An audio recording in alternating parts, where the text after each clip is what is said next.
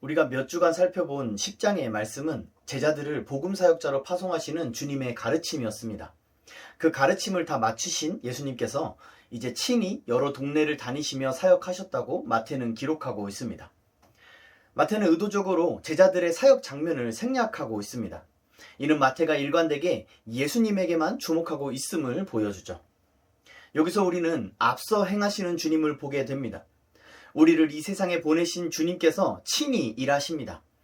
이 사실이 이리 때 한가운데 살아가는 우리에게 큰 위로와 용기가 되지 않습니까? 주님은 말씀으로는 우리 뒤에서 우리를 파송하시고 영으로는 우리 안에서 친히 일하시고 선한 목자가 되셔서 우리 앞에서 행하시는 분이십니다. 제자들은 이렇게 앞서 행하시는 그리스도를 바라보며 나아갑니다. 그런데 문제는 그분을 바라보는 우리의 관점에 있습니다. 성경에는 똑같은 예수님을 바라보는 다양한 관점과 해석들이 등장합니다. 그 중엔 베드로의 신앙 고백처럼 올바른 것도 있고 안나스와 가야바처럼 심히 그릇된 것도 있죠. 오늘 본문에 등장하는 세례 요한은 이 점에 있어서 혼란을 겪고 있습니다. 본문은 그런 세례 요한을 통해서 예수를 올바른 관점으로 바라봐야 하는 제자들에게 교훈을 주고 있습니다. 우리도 세상을 살다 보면 기독교 신앙에 대해 혼란과 의구심을 느낄 때가 있습니다. 어쩌면 지금 그런 혼란을 겪고 계신 분들이 있을 수도 있죠. 오늘 우리는 이 세례 요한을 통해 우리 자신을 돌아보고 또 요한에게 대답하시는 예수님의 말씀으로 답을 얻는 은혜가 있기를 축원합니다. 먼저 세례 요한이 어떤 사람인지를 생각해 봅시다. 요한은 마태복음 3장에서 주님이 오실 길을 예비했던 사람입니다. 그는 선지자 이사야가 예언했던 사람이었죠. 세례 요한의 등장과 그의 사역 자체가 하나님의 말씀의 성취였던 것입니다. 이랬던 사람도 예수님에 관해 혼란과 의심에 빠진 것이죠. 우리는 이 사실 앞에 겸손해야 합니다. 예수님의 말씀을 따라 여자가 낳은 자 중에 세례 요한보다 큰 이가 일어남이 없다면 그보다 못한 우리는 얼마든지 예수님에 대해 혼란과 의심에 빠질 수 있음을 겸손히 인정해야 할 것입니다. 2절을 보시면 요한은 그리스도께서 하신 일을 듣고 혼란에 빠졌다는 걸 알 수 있습니다. 그러나 그가 이러한 혼란을 이번에 처음 느낀 것은 아닙니다. 이미 9장 14절에서 등장한 요한의 제자들을 볼 때 요한의 신학과 예수님의 사역에 차이가 있음이 확인되기 때문이죠. 잠시 오늘 본문의 배경을 살펴보면 4장 12절에서 예수님은 요한이 잡힌 소식을 들은 뒤에 갈릴리로 가셨습니다. 거기서 사역을 시작하신 거죠. 요한은 헤롯의 죄악을 고발했다는 이유로 헤롯에 의해서 감옥에 갇히게 된 것입니다. 따라서 요한이 옥에서 들었을 그리스도의 일들은 우리가 4장에서부터 지금까지 살펴본 갈릴리 사역들을 가리킨다고 볼 수 있습니다. 학자들은 이 기간을 약 1년 정도로 보고 있습니다. 따라서 요한은 1년 정도 혼란과 의심을 해결해 보려고 고민했다는 걸 알 수 있습니다. 현대 기독교인들, 우리들에겐 이러한 인내가 필요합니다. 현대인들은 모든 것을 빠르게 표현하고 신속하게 결정하려 합니다. 이는 온라인 네트워크가 만들어낸 거대한 시류라고 볼 수 있는데요. 이 시대는 지구 반대편에 있는 어떠한 일들에 대해서도 몇 초 만에 손가락을 움직여서 자신의 의견을 표현할 수 있는 것입니다. 인터넷은 인류에게 인내와 숙고라는 고결한 가치를 이러한 방법으로 앗아가는 것이죠. 이로 인해 발생하는 사회적 문제들은 이루 말할 수 없을 정도입니다. 문제는 성도들도 이러한 세속적인 현상에 물들어 버렸다는 것입니다. 성도들도 인내할 줄 모르게 되었고 심사숙고할 능력을 상실한 것처럼 보입니다. 그래서 성도들도 불신자들과 다를 바 없이 성급하고 경솔한 것을 봅니다. 우리는 성령의 은사와 열매에서 인내와 오래 참음이 강조되고 있음에 주목해야 할 것입니다. 또한 마태복음의 제자도가 자주 강조하듯 고난과 박해를 견딤에 있어서도 인내는 필수적인 덕목임을 명심해야 합니다. 세례 요한은 심사숙고 끝에 결국 예수님에게 사람들을 보냅니다. 요한은 어찌됐든 예수께서 하나님이 보내신 사람임을 확신했던 것을 알 수 있습니다. 그래서 그에게 물어보면 그가 정직하게 하나님의 뜻을 알려줄 것이라고 믿었던 것이죠. 그러지 않고서야 자신이 의심하는 사람에게 답을 구하려고 사람을 보내지 않았을 테니까요. 그렇다면 도대체 무엇이 세례 요한을 혼란과 의심에 빠지게 만든 것일까요? 세례 요한과 예수님은 동일한 메시지를 선포했었습니다. 회개하라, 천국이 가까이 왔느니라 라는 메시지였죠. 그런데 요한은 여기에 더해서 종교 지도자들을 향한 하나님의 공의로운 심판을 선포합니다. 요한은 메시아가 오시면 악인들의 공의로 심판하실 것이라고 기대했던 것이죠. 요한 역시 천국을 심판장으로, 메시아를 심판주로 믿었던 것입니다. 우리가 살펴본 것처럼 이 관점은 틀리지 않았습니다. 다만 그 시기에 있어서 요한은 지금 이루어지기를 기대했던 것입니다. 게다가 요한은 지금 정의를 외치다가 감옥에 갇힌 신세가 되었습니다. 그 어느 때보다 하나님의 의가 실현되기를 기대할 수밖에 없는 상황인 것이죠. 그런데 그리스도로 오신 예수께서 행하시는 일들은 요한이 듣기엔 공의와 정의와는 먼 것 같이 여겨졌습니다. 예수님은 평범하거나 그보다 못한 하층민들과 함께 다니셨습니다. 심지어 세리, 창녀, 장애인들과 같은 부정한 사람들과도 어울리셨죠. 이런 분이 정말 로마라는 거대한 세력을 정복시킬 왕이 맞을까요? 심지어 예수님과 제자들은 금식과 같은 종교적인 관습도 따르지 않고 암치길조차도 위반한다는 의혹을 받아왔습니다. 이런 분이 정말 하나님의 의를 실현할 메시아가 맞을까요? 이렇게 생각해보면 세례 요한의 의혹은 정당해 보입니다. 요한은 하나님의 말씀에 근거한 기대를 품고 있었기 때문입니다. 하지만 오히려 그랬기 때문에 그는 예수님의 사역들을 이해하기가 더욱 어려웠습니다. 저 나사렛 예수가 선지자들이 예언한 그 메시아가 맞다면 어째서 심판이 이루어지지 않는 걸까요? 어째서 헤롯과 종교 지도자들과 그들과 같은 악한 세력들은 여전히 기세등등하고 요한과 같은 의인들이 박해를 당하고 있는 것일까요? 우선 여기서 우리는 성경에 기록된 예언들의 독특한 성격을 이해해야 합니다. 그것은 이중적 성취 혹은 다중실현성이라고 부를 수 있습니다. 그러니까 하나의 예언이 2번 이상 성취될 수 있다는 것입니다. 예를 들어서 다니엘이 한 예언은 그리스 제국에게 예루살렘 성전이 더럽혀짐으로써 주전 2세기에 성취가 됐었습니다. 그런데 예수님은 그 다니엘의 예언을 한 번 더 인용하셨고 그 인용한 예언이 주후 70년에 로마 군대에 의해서 다시 성취가 됩니다. 또한 이 예수님의 예언은 종말 때를 포함하고 있어서 또 다른 성취를 기다리고 있죠. 그러나 이러한 예언의 성격, 이중적 성취, 다중실현성이라는 이러한 성격은 세례 요한은 몰랐을 것입니다. 구약의 계시가 품고 있는 이 비밀은 예수님을 통해 그리고 성령님을 통해 신약 시대에 밝혀지기까지 감추졌던 것이기 때문이죠. 따라서 세례 요한은 그리스도가 오셨으니 이제 최종 심판이 있을 것이라고 생각했을 것입니다. 그런데 하나님의 뜻은 그게 아니었던 것이죠. 우리도 우리 나름대로 갖는 기대가 있습니다. 삼위 하나님의 성품에 대해 갖는 기대와 그분의 사역에 대해 갖는 다양한 기대들이 있습니다. 그리고 많은 경우 그 기대들은 성경 말씀에 근거합니다. 어떤 이들은 간절함으로 그 말씀을 붙잡고 자신의 기대가 이루어지기를 날마다 기도하기도 하죠. 그런데 우리가 놓치지 말아야 할 것은 하나님에 대한 기대의 근거로 붙잡고 있는 그 말씀을 어떻게 해석하느냐 하는 것입니다. 우리도 세례 요한과 별반 다를 바 없는 처지입니다. 주님께서 말씀을 가르쳐 주시고 깨닫게 하시지 않으면 말씀을 아무리 보고 들어도 제대로 이해하지 못하는 죄인들이니까요. 예수님과 그분의 사역을 직접 보고 들은 당대의 많은 사람들도 저마다 다른 해석을 내놓았습니다. 예수님의 제자들도 예외는 아니었죠. 세베대의 아들들은 예수님의 사역을 오해하며 엉뚱한 것을 구했고 심지어 제자들의 대표를 할 수 있는 베드로는 완강하게 십자가의 길을 막아서려고까지 했습니다. 오늘날에도 마찬가지입니다. 계시된 하나님의 말씀을 해석하는 다양한 견해들이 펼쳐지고 있습니다.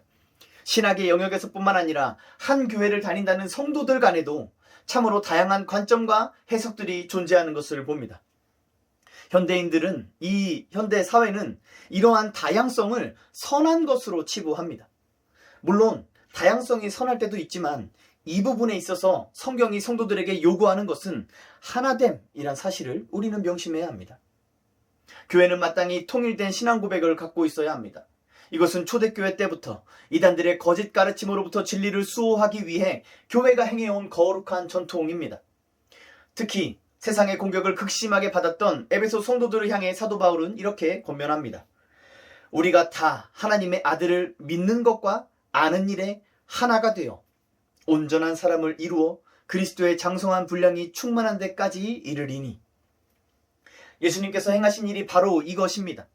예수님은 세례 요한이 하나님의 아들을 믿는 것과 아는 일에 있어서 예수님 자신과 하나가 되도록 요한의 교리를 교정하십니다. 성경을 해석하는 관점을 교리라고 할 수 있습니다. 엄밀하게 말해서 성경을 해석하는 관점이 교리를 형성하는 것이죠. 하지만 우리에겐 성경으로 성경을 해석한다는 관점으로 교리를 형성한 종교개혁의 유산이 있습니다. 우리는 믿음의 선진들이 이룩한 그 정통 교리를 배움으로써 성경을 해석하는 바른 관점을 가질 수 있습니다. 또한 우리는 오늘 본문을 통해서 종교개혁자들이 취한 성경으로 성경을 해석한다는 이 해석적 관점을 예수님께서 먼저 취하셨음을 알 수 있습니다. 그러므로 우리도 이 예수님을 따라야 합니다. 우리는 이 주님의 제자이기 때문이죠. 사랑하는 성도 여러분, 오늘 여러분들께 첫 번째로 드리는 권면은 겸손입니다. 우리 자신은 하나님에 대해 다 알 수 없고 죄인인 우리는 하나님의 뜻을 자주 왜곡한다는 것을 겸손히 인정하십시오. 세례 요한은 당대에 뛰어난 선지자였습니다. 그가 얼마나 대단했으면 당시에 막강한 권력을 휘둘렀던 헤롯도 두려워했을 정도입니다. 이 나라의 대통령이나 도지사나 시장이 여러분을 두려워합니까? 저 같은 일개 전도사를 두려워할까요? 우리는 세례 요한과는 비교도 못할 정도로 작은 자들입니다. 세례 요한이 두려움의 대상이 된 이유는 딱 하나입니다. 그가 하나님의 말씀을 담대히 선포했기 때문이죠. 그만큼 그는 하나님을 신뢰했던 것입니다. 그랬던 세례 요한도 혼란과 의심에 빠졌다면 우리같이 믿음이 작은 자들은 얼마나 더 많은 혼란과 의심에 빠지겠습니까? 우리는 요한의 담대함을 본받아야 할 것입니다. 그러나 동시에 그의 겸손을 우리는 본받아야 합니다. 생각해 보십시오. 세례 요한은 오실 메시아를 선포하는 것에 자신의 인생 전부를 걸었습니다. 그 사역으로 인해 그는 수많은 사람들의 지지를 받으며 권력도 얻게 됩니다. 사람들이 요한을 메시아로 여길 정도였으니 요한이 마음만 먹었으면 로마에 대항할 세력도 일으킬 수 있었을 것입니다. 그 정도로 수많은 사람들이 요한에게 거는 기대가 컸습니다. 이럴 때 자신이 틀렸을지도 모른다고 인정하는 것이 얼마나 두려운 일일까요? 대다수의 사람들은 그 두려움을 이기지 못합니다. 그래서 뭔가 이상함을 느끼고 잘못됨을 알게 되더라도 멈추지 못하고 돌이키지 못하는 것이죠. 우리 모두가 이것을 한 번쯤은 경험해 봤을 것입니다. 누군가와 말다툼을 하다가 대화 중간에 내 주장이 잘못됐음을 깨달은 적이 있지 않습니까? 자신이 뭘 잘못 알았거나 뭔가를 오해했다는 것을 한참 언성을 높이면서 내 주장을 다 펼친 뒤에야 깨닫게 됐을 때 그때 여러분들은 어떻게 하셨습니까? 그 즉시 잘못을 인정하고 돌이키는 것은 정말 어려운 일이죠. 마음속에 커다란 저항감을 느끼게 마련입니다. 그 저항감은 다름 아닌 자존심이죠. 한 사람과 논쟁에서도 우리는 적지 않은 저항감을 느끼게 됩니다. 그 자리에서 바로 자신의 잘못을 인정하고 사과하는 것은 매우 큰 용기와 매우 큰 용기를 요구하는 그 큰 어려움인 것이죠.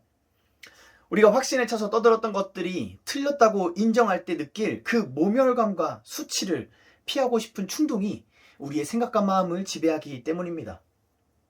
하물며 수많은 사람들 앞에서 공공연하게 여러 번 선포하던 것이 잘못되었음을 깨달았다고 한번 생각해 보십시오. 그때는 더 이상 자존심만의 문제는 아닙니다. 자기의 정체성과 심지어 생명에도 위협을 끼치는 중대한 문제가 되는 것입니다. 그래서 대부분의 사람들은 이때 자신을 정당화하고 상대방을 정죄하기를 선택합니다.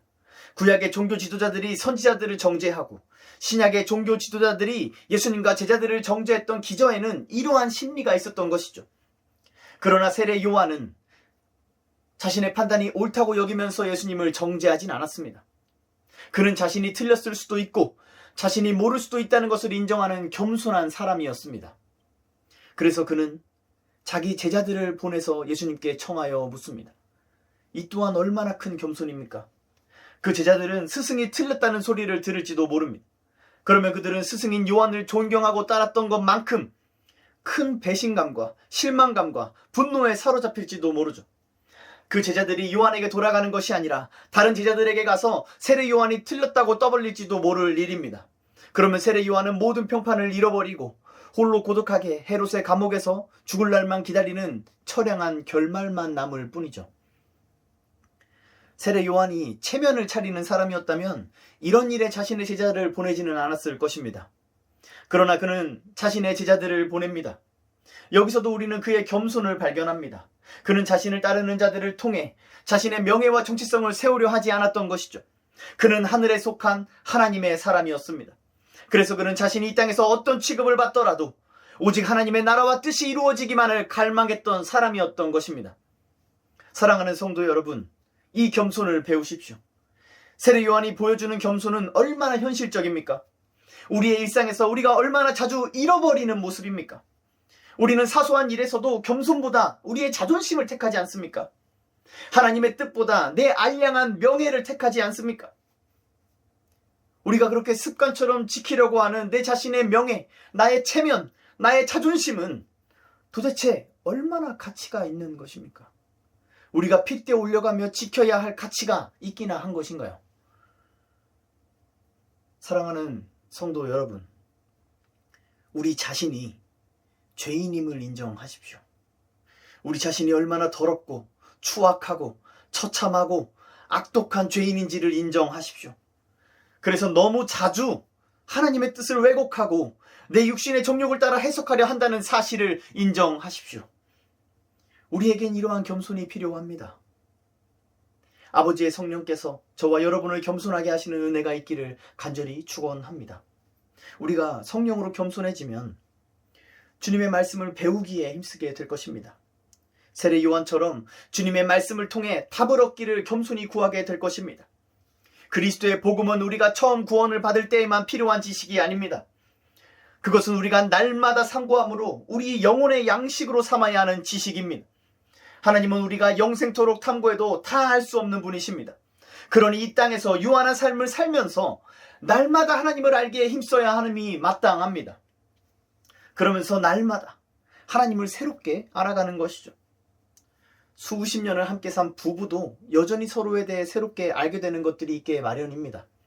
하물며 하나님이시겠습니까? 그러므로 여러분은 마치 하나님에 대해 다 안다는 듯이 젠체하는 사람이 되지 마십시오. 날마다 주의 말씀을 상고하면서 겸손히 배우기에 힘쓰십시오. 그러면 성령께서 말씀으로 가르쳐 주시는 그 즐거움, 주님께 말씀으로 가르침을 받는 그 기쁨을 누리게 되실 것입니다. 하나님을 아는 지식은 우리에게 새 힘을 줍니다. 우리의 생명력이 됩니다. 우리의 슬픔을 기쁨으로 바꿔주고 우리의 수치를 영광으로 바꿔주고 우리의 두려움을 평안으로 변화시켜 주십니다. 겸손히 주의 말씀을 듣는 자에겐 이러한 복이 약속되어 있습니다. 사랑하는 성도 여러분, 그리스도 안에서 누리는 이 행복에 참여하십시오. 교만한 심령은 결코 누릴 수 없는 이 행복이 여러분의 겸손한 심령마다 충만하기를 주님의 이름으로 축원합니다. 이제 예수님의 대답을 살펴보겠습니다. 예수님의 말씀의 핵심은 6절에 있습니다. 누구든지 나로 말미암아 실족하지 아니하는 자는 복이 있도다 하시니라. 이 복이 있도다라는 선언은 산상설교 이후 처음 등장합니다. 그런데 산상설교에서는 이 단어가 복수로 쓰였다면 여기서는 단수로 쓰이고 있습니다. 예수님은 누구든지라고 말씀하셨지만 1차적으로는 세례 요한을 가리켜 말씀하신 것이죠. 예수님은 자신의 대답을 들은 세례 요한이 실족하지 않을 것임을 확신하셨습니다. 실족하다란 단어는 마태복음 안에서 종종 배교의 의미로 사용됩니다. 그러니까 예수님이 자신이 기대한 메시아가 아니라고 해서 예수님을 거부하는 것이죠. 이는 앞서 10장의 가르침과 연결해서 생각할 수 있습니다. 예수님을 영접하는 자는 복이 있습니다. 그러나 자신이 기대한 메시아가 아니라고 해서 예수님을 영접하지 않는 자는 실족하는 것입니다. 그런 자에게 그리스도의 복음은 심판이요 검이 되는 것이죠. 예수님은 세례 요한에게 복이 있다고 말씀하십니다. 그는 비록 예수님에 대해 의심을 품었지만 예수로 말미암아 실족하지 않았기 때문입니다. 우리는 이런 세례 요한을 통해서 예수로 실족하지 않는 두 가지 방법을 배울 수 있습니다. 그 첫 번째 방법은 질문하는 것입니다. 자신의 의심을 확신하는 것이 아니라 그 의심 속에서 질문하는 자에게 복이 있습니다. 요한은 예수님에게 다른 일을 기다리오리까? 라고 질문합니다. 이는 자신이 틀렸을 수도 있음을 인정하는 것이죠. 요한은 요단강에서 내내 메시아를 선포했습니다.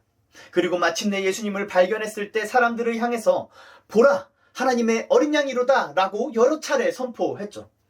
심지어 그는 자기 제자들에게 그는 흥하여야 하겠고 나는 쇠하여야 하리라 라고 담대하게 말하기도 했습니다. 요한은 자신의 평판을 중요하게 여기지 않았던 것입니다. 요한은 진실로 하나님의 뜻이 이 땅에 이루어지기만을 갈망했던 참 선지자였던 것이죠. 그랬던 요한의 이 질문은 결코 쉽지도 가볍지도 않은 것이었습니다. 그런 질문에 주님께서 대답하십니다. 너희가 가서 듣고 보는 것을 요한에게 알려라.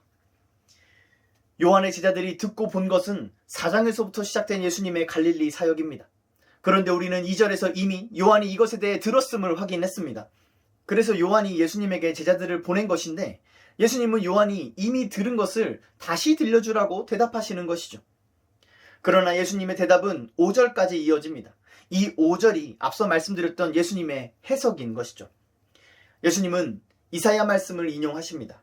특히 이사야 35장 5절에서 6절과 61장 1, 2절을 염두하신 것으로 보입니다. 이 두 본문 모두 하나님이 오셔서 구원하심을 예언하고 있죠. 예수님은 이 말씀들을 통해서 자신이 오실 그이라고 대답하십니다. 그런데 주님은 이 이사야의 예언에서 어떤 것을 추가하시고 또 어떤 것을 생략하십니다. 여기에 주님의 해석이 담겨 있습니다. 먼저 주님은 두 가지를 추가하십니다. 그것은 나병 환자가 깨끗함을 받는 것과 죽은 자가 살아나는 것입니다. 나병은 당시에 신의 저주로 여겨졌던 불치병입니다. 그렇게 썩어 문드러진 피부가 깨끗해지는 그 놀라운 기적이 예수님을 통해 일어나고 있습니다. 또한 죄의 삭수로 주어졌던 죽음이 예수님을 통해 다시 살아나는 일이 일어나고 있습니다. 이는 구약의 율법과 제사가 이루지 못했던 초월적인 일을 그리스도가 이루신다는 것을 상징적으로 보여주는 것이죠. 주님은 이 대답을 통해 말씀이신 예수님이 예언 그 자체이실 뿐만 아니라 예언보다 크신 분임을 요한에게 가르치시는 것입니다. 또한 주님은 두 가지를 생략하십니다. 그것은 갇힌 자에게 노임을 선포하는 것과 하나님의 보복의 날을 선포하는 것입니다. 이것은 요한이 가장 기대하던 것이었고 요한이 의심을 품었던 결정적인 구절이었을 것입니다. 그러나 주님은 정작 요한의 마음속에 가장 컸을 이 구절들을 생략하십니다. 이를 통해 주님은 요한이 자신의 생각에서 벗어나 주님의 설명을 받아들이기를 요구하시는 것이죠. 또한 해방과 자유, 공의로운 심판이 사람들이 기대하는 방식이 아니라 하나님의 방식을 따라 하나님의 계획을 따라 이루어질 것임을 생각하게 하십니다. 세례 요한에게 이것은 초월적인 일이었을 것입니다. 오늘날 우리야 요한계시록까지 완성된 이 계시의 말씀을 갖고 있으니 마지막 날에 있을 최종 심판을 생각할 수 있지만 요한은 그러지 않았을 것입니다. 요한에겐 더 큰 믿음이 필요했고 주님은 요한에게 그러한 믿음을 주셨음이 분명하죠. 이처럼 주님은 질문하는 자에게 대답하십니다. 주님은 답을 구하는 자에게 답을 주시는 하나님이십니다. 그 대답은 문법적으로 계속 진행되고 있음을 의미합니다. 그러니까 이사야의 예언이 예수님을 통해서 계속 이루어지고 있다는 것입니다. 예수님은 예언의 성취자요, 율법의 완성자요, 말씀을 이루시는 분이십니다. 선지자들은 그런 존재를 단 한 명, 여호와의 종이요, 기름 부음을 받은 단 한 명뿐이라고 예언했었죠. 이 예수가 세례 요한의 모든 혼란과 의심을 해결할 답이 되시는 것입니다. 주님의 이 말씀을 답으로 여기는 자에게 복이 있습니다. 이것이 실족하지 않는 두 번째 방법입니다. 자신의 경험과 생각과 감정이 아니라 오늘 나에게 주어지는 하나님의 말씀을 답으로 삼는 것. 그 말씀이 내 생각과 다를 때 겸손히 내 것을 내려놓고 말씀에 나를 맞추는 것. 이것이 우리가 예수로 말미암아 실족하지 않는 두 번째 방법입니다. 오직 그리스도의 제자만이 이렇게 할 수 있습니다. 예수께 부름을 받아서 그리스도 안에서 그의 제자가 된 사람은 모든 것을 버리고 예수를 따르기 때문입니다. 그래서 자신이 믿어왔던 것과 충돌되는 무엇을 만날 때마다 그는 겸손히 자신의 한계를 인정하고 다시 말씀 앞에 엎드려 귀를 기울입니다. 그러나 위선자들은 자신의 뜻을 꺾지 않습니다. 그들은 꾸며낸 겸손으로 경건한 척을 하지만 실상은 목이 곧은 자들입니다. 그들은 그런 자신들을 지지하는 거짓 예수를 만들어서 섬깁니다. 위선자들은 자신이 틀렸음을 인정하기보다 제자들을 정죄하고 공격하기를 선택합니다. 그들은 주로 제자들을 소신 없는 비겁한 자들이라고 정죄합니다. 자신들의 완고함을 하나님의 불변하는 성품으로 포장하면서 제자들이 하나님을 바꾸려 한다고 비난하는 것이죠. 나아가 제자들이 하나님을 버리고 떠났다고 욕하기도 합니다. 그들은 제자들의 순종을 지적하면서 하나님은 결코 그런 것을 기뻐하지 않으실 것이라고 단언하는 것이죠. 이러한 일은 어느 시대에나 있었습니다. 대표적으로 선지자 예레미야 때가 그랬죠. 예레미야가 했던 예언은 하나님의 약속으로 영원을 보장받았던 다윗 왕조의 멸망과 율법으로는 결코 용납할 수 없었던 이방인들 속에 살아야 한다는 말씀이었습니다. 하나님께서 예레미야를 통해 이렇게 말씀하신 것은 하나님이 변했기 때문이 아닙니다. 오히려 하나님과 약속한 언약 백성들이 약속을 저버리고 타락했기 때문입니다. 하나님은 변개치 않으시고 자신의 약속대로 이 범죄한 이스라엘을 향해 심판과 징계를 거행하시는 것이죠. 그러면서 주님은 예레미야를 통해서 살 길도 알려주셨습니다. 이것이야말로 주님께서 베풀어 주신 큰 은혜요, 긍휼과 자비였습니다. 그러나 이스라엘 백성들은 듣기를 거부합니다. 주님의 은혜와 자비도 받아들이려 하지 않습니다.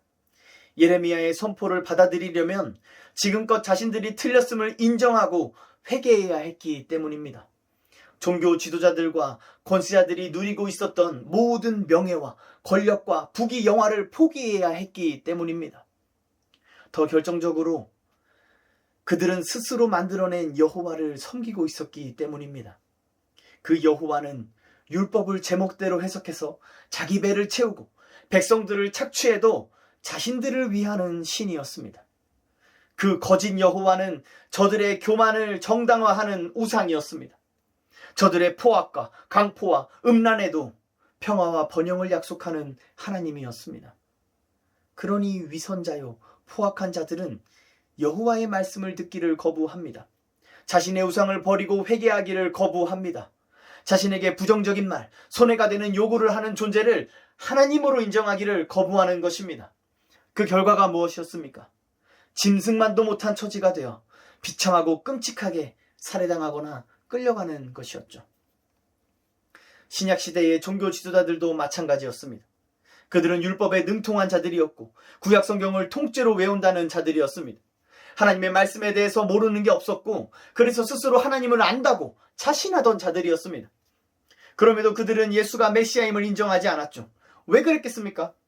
예수를 메시아라고 인정하면 포기해야 할 것들이 너무 많았기 때문입니다. 자기 자신뿐만 아니라 자기가 속한 종교 집단이 틀렸음을 인정해야 했습니다. 자신들의 조상들이 수백 년간 지켜온 전통이 틀렸음을 인정해야 했습니다. 그런데 그렇게 하기에는 메시아로 왔다고 하는 이 남자는 너무 초라했던 것이죠. 그는 나사렛 출신이었고 30이 되도록 결혼도 못한 사람입니다. 그의 외모는 흠모할 만한 것이 없었고 전쟁을 일으킬 만한 용맹함과 기백이 있어 보이지도 않았습니다. 게다가 이 나사렛 사람이 주로 한 것은 가르치는 일이었는데 그의 가르침은 출처를 알 수 없는 것들이었습니다. 이러한 것들은 당시 사람들에게 예수가 메시아인지 의심하게 만드는 요소들이었죠. 계산적으로 생각해 볼 때 종교 지도자들이 자신의 권세를 포기하기엔 턱없이 부족한 메시아였던 것입니다. 그들은 자신들의 명예와 권력을 계속 유지하게 해주는 메시아를 기대했습니다. 그래서 그들은 자주 예수님께 와서 표징을 구했던 것입니다. 자기들이 인정할 수 있게 자기들 마음에 들 만한 무언가를 보여달라는 것입니다. 이것은 예수님을 시험하는 것이죠. 마치 스스로 면접관이 돼서 예수님을 오디션 보겠다는 것과 같습니다. 종교 지도자들은 이러한 교만함으로 당시 유대인들, 백성들을 가르쳤습니다. 그러니 예수님을 만난 수많은 유대인들 역시 예수님에게 표징을 구하고 예수님을 제멋대로 해석해서 민족의 왕으로 삼으려고까지 했던 것입니다. 제자들도 마찬가지였습니다. 그들은 예수님과 동행하며 예수님께 직접 배웠으나 여전히 자신의 생각과 판단을 버리지 못했습니다. 그 결과 제자들은 끝까지 예수님의 사역을 이해하지 못했고 결국 겟세마네에서 예수님을 버리고 도망갔던 것이죠. 이것을 실족했다고 말합니다. 이 실족하다는 단어는 스스로 죄에 빠지다라는 의미도 갖고 있습니다. 그들은 나사렛 예수를 따르느니 죄를 짓기로 결정한 것입니다. 스스로 죄가 되셔서 십자가에 달리신 예수를 따르느니 죄를 짓기로 결정한 것입니다. 예수와 함께 십자가에 못 박히느니 예수를 십자가에 못 박기로 결정한 것입니다. 사랑하는 성도 여러분, 이것이 실족의 결과입니다. 우리가 우리의 완악함을 꺾지 않고 끝까지 내 생각, 내 판단을 고집할 때 우리는 예수를 십자가에 못 박는 쪽에 서게 될 것입니다. 하나님의 말씀을 제멋대로 왜곡해서 나만의 금송아지를 만들고 그것을 향하여 이는 나를 구원한 나의 신이다라고 경배하게 될 것입니다. 이것이 예수님께서 거듭하여 경고하고 정죄하시는 위선입니다. 주님은 제자들에게 이 위선을 따르지 말라고 여러 번 경고하셨죠. 예수님이 복 있다고 하신 사람은 자신의 한계를 인정하며 자신의 죄악을 회개하고 예수님을 인정하는 사람입니다. 그러므로 우리에겐 분별력이 필요합니다. 오늘날에도 이 위선자들은 예수님의 이름으로 행하며 하나님의 말씀을 근거 삼기 때문입니다. 예수님께서 7장에서 경고하셨던 것처럼 말이죠. 오늘날에도 제자 공동체 안에, 이 교회 안에 양의 옷을 입은 거짓 선지자들, 거짓 선생들, 적그리스도들이 존재합니다. 그들은 미디어가 묘사하는 것처럼 누가 봐도 악당같이 생기지 않았습니다. 주님은 그들이 양의 모습을 하고 있다고 경고하십니다. 심지어 사도들은 그들이 천사의 모습을 하고 있다고 말합니다. 위선자들은요, 앞에선 웃고 뒤로 돌아서 비열한 표정을 짓는 사람들이 아닙니다. 그런 자들은 누구라도 쉽게 분별해낼 수 있죠. 위선자들이 정말 위험한 것은 그들 스스로도 속인다는 점에 있습니다. 그들 자신도 자기가 참 예수님의 제자라고 확신한다는 것입니다. 참으로 두려운 일 아닙니까? 제자들도 위선자들도 똑같이 예수님의 이름으로 권능을 행하고 똑같이 하나님의 말씀을 근거로 삼아 살아간다면 도대체 우리는 무엇으로 어떻게 참과 거짓을 분별해낼 수 있다는 말입니까? 저는 여러분들에게 두 가지를 말씀드리고 싶습니다. 분별을 위한 첫 번째 요건은 지혜입니다. 성경에서 지혜는 하나님의 뜻을 아는 것입니다. 지혜는 여호와의 율법을 즐거워하며 주야로 묵상하는 자에게 주어지는 하나님의 선물입니다. 그렇다면 이 지혜는 우리를 어디로 이끌어 갈까요? 바로 그리스도 예수의 십자가입니다. 성경은 그리스도 예수 안에 있는 믿음으로 말미암아 구원에 이르는 지혜를 말씀합니다. 지혜는 우리 스스로의 힘으로는 하나님의 율법을 온전히 지킬 수 없는 죄인임을 깨닫게 합니다. 그리고 우리를 구원하실 유일한 분, 하나님의 능력이요 하나님의 지혜 그 자체이신 예수 그리스도만을 붙들게 합니다. 이렇게 그리스도의 은혜로 구원받은 자들은 성령의 도우심을 통해 삶의 다양한 상황 속에서 하나님의 뜻을 분별하고 순종하는 열매를 맺게 됩니다. 예수님께서 하늘에 계신 내 아버지의 뜻대로 행하는 자라야 천국에 들어간다고 하신 말씀은 바로 이 구원에 이르는 지혜를 얻어 삶이 변화된 자들의 열매를 뜻하는 것이죠. 그러므로 사랑하는 성도 여러분, 지혜 있는 자가 되십시오. 이 지혜는 오직 하나님께 구하여 얻을 수 있습니다. 야고보서는 이렇게 권면합니다. 너희 중에 누구든지 지혜가 부족하거든 모든 사람에게 후히 주시고 꾸짖지 아니하시는 하나님께 구하라. 그리하면 주시리라. 날마다 말씀을 묵상하고 예수님의 이름으로 기도함으로 지혜이신 그리스도 안에 거하십시오. 이 지혜는 성도들이 거짓 가르침을 분별하고 바른 교훈을 따라 살게 해줍니다. 사도 바울은 디모데와 디도에게 쓴 편지에서 이 바른 교훈을 강조하고 있습니다. 초대교회를 시험에 들게 한 거짓 가르침들 때문입니다. 현대교회 역시 바른 교훈을 따라야 합니다. 그러기 위해서 우리에겐 지혜가 필요하죠. 그러기 위해서 날마다 우리 자신이 십자가에 못 박히고 우리 안에 그리스도께서 사셔야 합니다. 이것이 회개입니다. 그러므로 우리는 다시 처음으로 돌아갑니다. 회개하라 천국이 가까이 왔느니라 라는 주님의 복음 선포 앞에 다시 엎드려야 하는 것입니다. 사랑하는 성도 여러분, 이 복음을 들으십시오. 이 복음을 영접하십시오. 이 복음에 합당한 자가 되십시오. 회개하는 것 말고는 방법이 없습니다. 회개하고 주님을 영접하기 위해선 지혜가 필요합니다. 성령을 의지하여 지혜를 구하십시오. 그리하면 구하는 자에게 후히 주시는 하늘 아버지께서 성령을 통해 우리에게 지혜를 주실 것입니다. 이것을 믿음으로 구하는 자에게 복이 있습니다. 분별을 위한 두 번째 요건은 겸손입니다. 우리 자신은 시도 때도 없이 교만하고 스스로는 그다지 교만하다고 생각하지 않을 정도로 교만하기 때문에 겸손을 아무리 강조해도 지나치지 않습니다. 다시 이 당시의 유대인들을 볼 때 세례 요한도 종교 지도자들 중에 하나였습니다. 세례 요한 역시 그 자신만의 신학이 있었고 그를 따르는 무리와 제자들도 많았습니다. 그러나 요한은 겸손한 사람이었죠. 그는 사람들의 인정이나 명예에 아무런 관심이 없었습니다. 그는 자신 뒤에 오실 이의 영광을 알았기 때문입니다. 그는 자신의 뒤에 오시지만 자신보다 먼저 계셨던 분의 그 신비로움과 영광을 알았고 그분 앞에서는 자신이 얼마나 보잘것없는 존재인지를 겸손히 인정했던 것입니다. 이처럼 그리스도를 아는 지식은 우리를 겸손하게 만듭니다. 저는 세례 요한이 이 예수님의 대답을 전해 듣고는 자신이 틀렸음을, 자신이 몰랐음을 호탕하게 웃으며 받아들였고 하나님께 영광을 돌렸을 것이라고 생각합니다. 그는 잠시 혼란과 의심에 빠졌지만 신랑의 음성을 듣는 친구로서의 큰 기쁨을 회복했을 것입니다. 성경이 증언하는 모든 겸손한 자들이 그러했던 것처럼 말이죠. 사랑하는 성도 여러분, 우리도 이와 같이 겸손한 자가 됩시다. 겸손은 그리스도를 가장 닮는 성품입니다. 겸손은 거짓 가르침과 위선을 분별하고 실족하지 않게 하는 능력입니다. 교만한 자들은 자기 생각과 감정을 붙잡지만 겸손한 자는 오직 하나님의 말씀 앞에 엎드리기 때문입니다. 우리는 그리스도의 종들 아닙니까? 종에게 무슨 자존심이 있으며 무슨 명예가 있습니까? 우리는 모두 불 속에 던져져 멸망당할 죄인들 아니었습니까?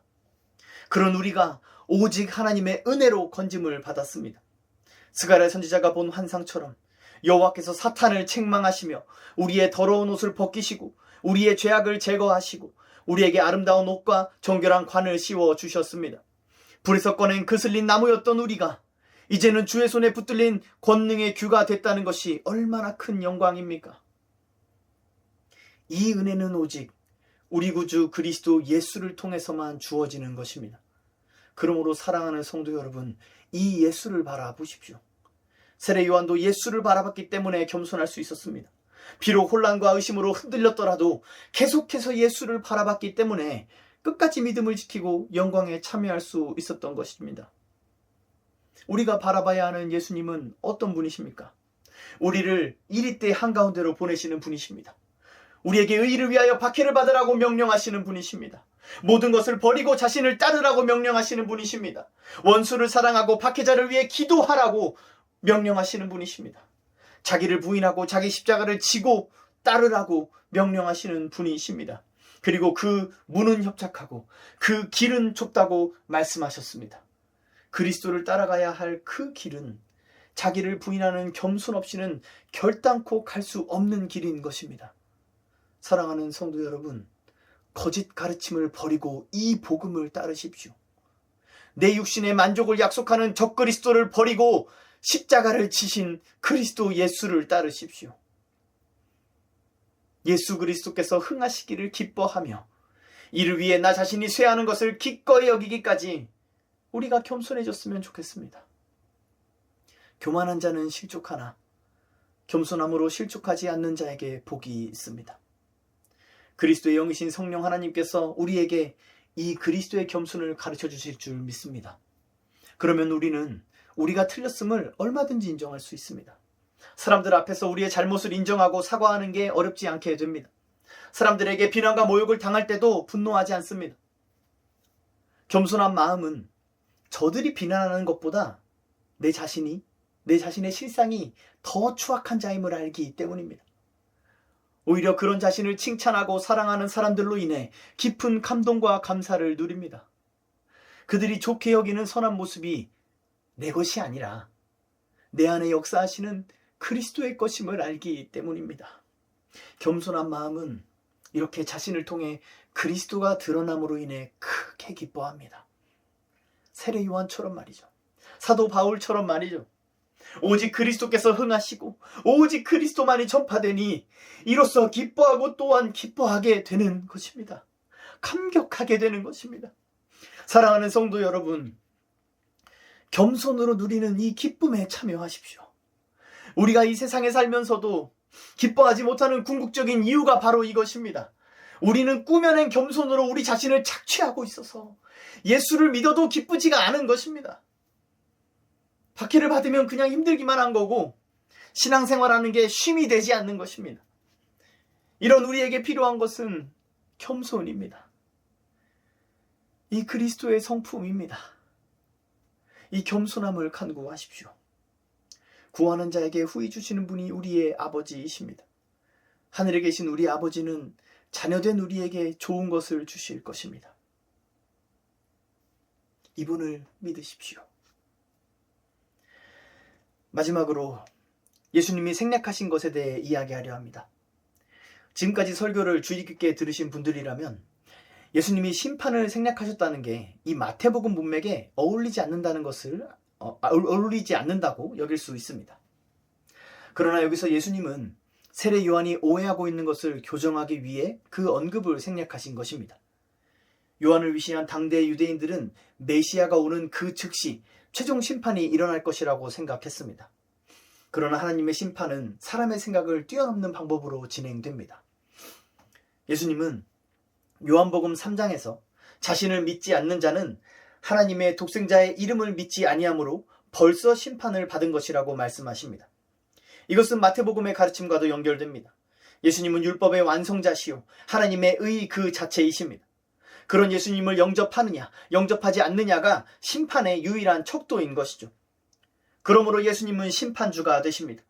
예수님을 자신보다 더 사랑해서 예수님을 영접하는 자, 곧 예수를 위해 모든 것을 버리고 자기를 부인하고 자기 십자가를 지고 예수를 따르는 자는 심판을 받지 않고 영생에 이를 것입니다. 반면에 정죄는 이것입니다. 곧 빛이 세상에 왔으되 사람들이 자기 행위가 악함으로 빛보다 어둠을 더 사랑한 것이니라. 사랑하는 성도 여러분, 심판은 이미 진행 중임을 믿으십시오. 지금이 종말의 때요 심판의 때입니다. 하나님의 독생자의 이름을 믿는 자에겐 이 때가 은혜의 해가 되지만 믿지 않는 자들에겐 하나님의 보복의 날이 되는 것입니다. 그리스도의 복음을 영접하는 자들에겐 복음은 평화가 되지만 영접하지 않는 자들에겐 칼과 전쟁이 되는 것입니다. 우리는 이러한 종말의 때를 살고 있습니다. 오늘 제가 여러분들께 지혜와 겸손을 권면한 것은 이것이 여러분의 생명이 달린 시급한 문제이기 때문입니다. 위선자들은 이런 것 없이도 이 땅에서 잘 먹고 잘 삽니다. 태평성대를 누릴 것입니다. 그러나 성경은 그것이 그들에게 복이 아니라 심판이요 재앙이라고 분명하게 경고합니다. 하나님께서 그들을 마음의 정욕대로 더러움에 내버려 두신 결과라고 말이죠. 또한 그들이 마음에 하나님을 두기를 싫어하며 하나님께서 그들을 그 상실한 마음대로 내버려 두사 합당하지 못한 일을 하게 하신 것입니다.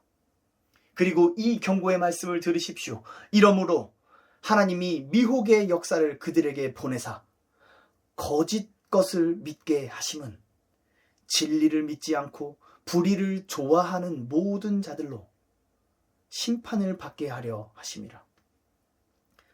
사랑하는 성도 여러분, 그러므로 지혜와 겸손을 날마다 구하십시오. 날마다 진리를 붙들고 그리스도 안에 거하기를 힘쓰십시오. 보십시오. 지금은 은혜 받을 만한 때입니다. 보십시오. 지금은 구원의 날입니다. 어둠과 거짓에서 벗어나 빛과 진리이신 예수 그리스도를 올바로 안아서 예수로 말미암아 실족하지 않는 복이 우리에게 필요한 때입니다. 이러한 복이 저와 여러분에게 있기를 그리스도 예수의 이름으로 간절히 축원합니다.